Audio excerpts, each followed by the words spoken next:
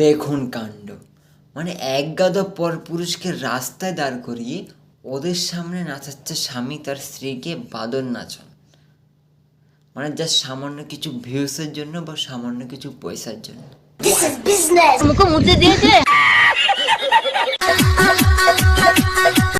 আরে বদি বদি, আস্তে আস্তে ফেটে যাবে তো। রাস্তা রাস্তা যা বুঝবার আমি বুঝে গিয়েছি। মানে এর পেছন নাচানোর এত গতি দেখে পেছনের লোকগুলিও লজ্জা পেয়ে গেছে।